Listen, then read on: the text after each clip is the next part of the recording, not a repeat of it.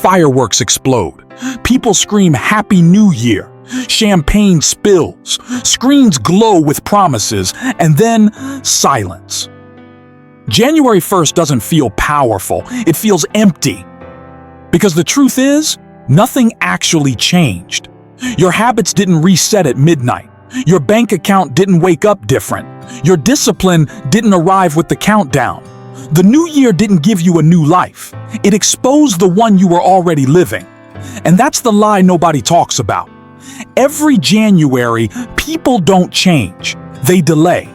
They use a new calendar as emotional comfort, a polite excuse to stay the same a little longer. And that lie? It's why most people will still be stuck next year. New Year motivation feels productive, but it's not. It's emotional anesthesia. You write goals you won't protect. You set intentions you won't structure. You celebrate clarity you haven't earned yet. The gym fills up. The notebooks open. The vision boards go viral. And by February, silence again. Not because you're lazy, but because motivation was never the problem. The problem is identity. You didn't change how you think. You didn't change what you tolerate. You didn't change your standards. So the new year didn't fail you. It did exactly what it always does. It revealed who you really are, when excitement fades and discipline is required. This generation isn't weak. It's overloaded.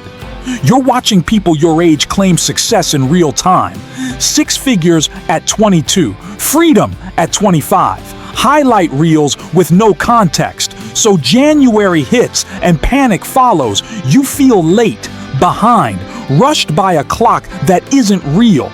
But wealth doesn't respond to anxiety. Purpose doesn't move on comparison, and pressure destroys timing. You don't need to catch up. You need to calm down. Because rushing into the wrong life is worse than arriving late to the right one. And most people don't fail from lack of effort. They fail from copying timelines that were never theirs. Most people think change starts with motivation. It doesn't. Motivation is loud, emotional, and temporary. Real change is quiet, boring, and structural. Every January, people announce new goals like declarations of war. They say things like, "This is my year," without realizing that years don't obey wishes. Systems do. Here's the uncomfortable truth. Goals don't create new lives. Standards do. A goal is what you want. A standard is what you refuse to live without. You can set a goal to make more money and still tolerate financial chaos. You can set a goal to be disciplined and still allow excuses to negotiate with you every morning. You can set a goal to grow spiritually and still structure your life in a way that drains your clarity. That's why most goals die quietly. Not because people don't care, but because their identity never change. You don't rise to your goals. You fall to the level of your identity. Identity decides what feels normal. And whatever feels normal is what you repeat, even when it hurts. If chaos feels normal, peace will feel uncomfortable. If procrastination feels normal, discipline will feel extreme. If survival feels normal, abundance will feel unsafe. This is why the real reset isn't January 1st. It's the moment you decide that certain versions of you are no longer allowed to exist. Not someday, not this year, now. The version of you that negotiates with your alarm clock. The version of you that scrolls instead of builds. The version of you that consumes motivation but avoids structure. The version of you that prays for change but resists responsibility. That version isn't evil. It's just outdated. And identity upgrades are uncomfortable because they require grief. You're not just building something new. You're letting something old die. Most people don't fail because they're incapable. They fail because they refuse to release the identity that got them this far, even when it can't take them further. Here's what real standards look like. Not, I want to be consistent, but I don't negotiate with commitments I've already decided. Not, I want to be wealthy, but I don't tolerate financial ignorance anymore. Not, I want to grow spiritually, but I protect silence, clarity, and discipline like they matter, because they do. Standards remove decision fatigue. You don't debate. You don't hype yourself up. You don't wait to feel ready. You act because this is simply who you are now. And the reason this works is simple. Your nervous system follows identity, not inspiration. When something becomes part of who you are, it no longer requires motivation.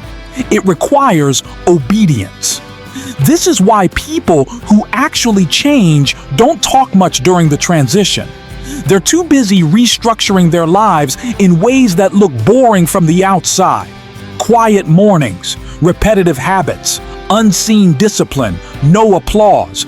But inside, something is stabilizing.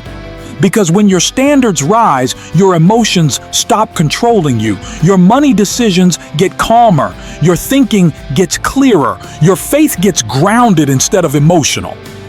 This is the real reset. And it has nothing to do with a calendar. A lot of people misunderstand faith. They think faith is waiting.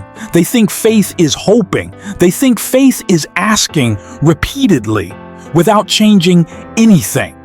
But faith was never passive. Faith is alignment.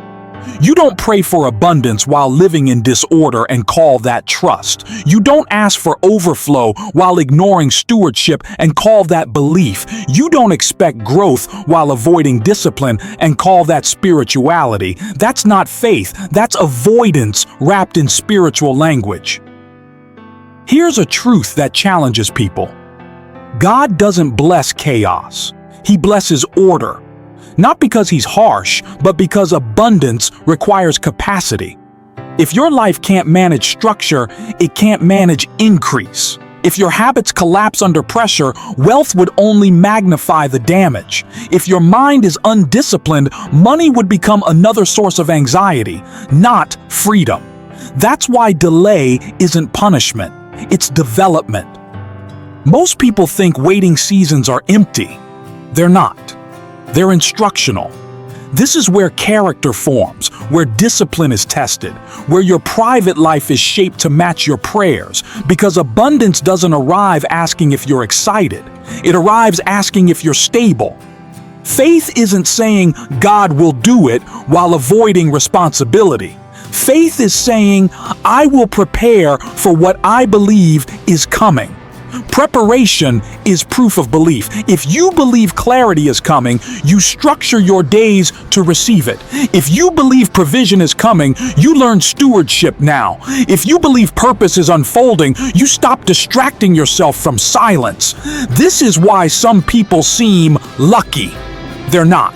They were aligned before the opportunity arrived. Their routines matched their prayers. Their discipline matched their desires. Their private obedience created public outcomes. And this is where faith and wealth finally meet. Not in emotion, but in structure. You don't build abundance by chasing money. You build it by becoming someone who can sustain peace under pressure. Money is attracted to clarity. Opportunity follows discipline. Increase responds to order. That's why the waiting season often feels lonely, because you're being separated from versions of yourself that can't come with you. Old habits, old comforts, old distractions, old mentalities. You're not being hidden, you're being prepared. And preparation doesn't feel spiritual. It feels repetitive. It feels boring. It feels slow. But it's sacred. Because when the season shifts, and it will, you won't need to scramble. You'll already be aligned. Most people don't fail because they quit. They fail because they misunderstand time. They believe time is an enemy, a clock chasing them, a countdown exposing them. But time isn't against you. It's revealing you. We live in an era where speed is celebrated more than direction. Fast money, fast growth, fast visibility, fast success. But speed without foundation doesn't build wealth, it builds fragility. That's why so many people rise quickly and collapse quietly. The internet never shows the invisible work. The years where nothing seems to happen. The seasons where effort produces no applause. The stretches where discipline feels pointless. But those seasons aren't delays, they're filtration. Time removes what can't last. If something can't survive boredom, repetition, and silence, it won't survive success. This is where most people panic. They confuse slow progress with failure. They start changing directions too quickly, switching plans, abandoning skills, chasing trends instead of mastery. But wealth doesn't reward urgency. It rewards patience paired with precision. There is a difference between being late and being early to something you're not ready to sustain. Most people aren't behind. They're just impatient with processes that don't feed their ego. Time isn't wasted when nothing is happening externally. It's being invested internally. This is where thinking matures, where discipline stabilizes, where emotional reactions soften. And this is why the invisible work matters more than visible wins. Because when opportunity arrives, and it always does, it doesn't ask how motivated you are. It asks how consistent you've been when no one was watching. Freedom isn't loud. It doesn't announce itself. Real freedom is subtle. It shows up as calm, as clarity, as the absence of panic. Most people chase freedom through money, but money doesn't create freedom. Identity does. If you don't change who you are, you'll recreate the same stress at a higher income. That's why some people earn more and feel worse. More pressure, more fear, more responsibility without peace. Freedom isn't the ability to buy more things. It's the ability to say no without fear. No to work that drains you. No to urgency that isn't yours. No to lifestyles built for appearance instead of alignment. And this is where the long game separates people. The long game doesn't reward intensity. It rewards restraint. Knowing when to move. Knowing when to wait. Knowing when silence is more powerful than noise. The person who wins long-term isn't the most aggressive. It's the most grounded. They don't react to trends. They build skills that compound. They don't rush seasons. They respect timing. They don't chase money. They chase mastery. And money follows quietly. Identity-driven people don't ask, "How fast can I get there?" They ask, "Who must I become so this doesn't break me when it arrives?" And when it finally does, it feels familiar, because they've already lived like it mattered. If you've made it this far, this wasn't entertainment for you. It was recognition. Something inside you already knew these truths. You just hadn't heard them spoken clearly. This channel isn't here to motivate you. Motivation fades. It's here to help you build an identity that doesn't collapse under pressure.